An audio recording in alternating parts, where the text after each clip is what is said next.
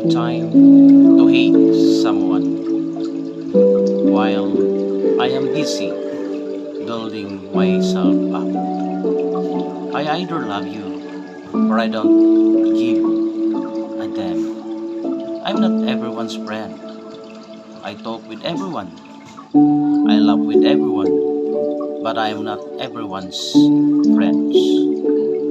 Friendships on this day are on the lips of many, but in the hearts of very few.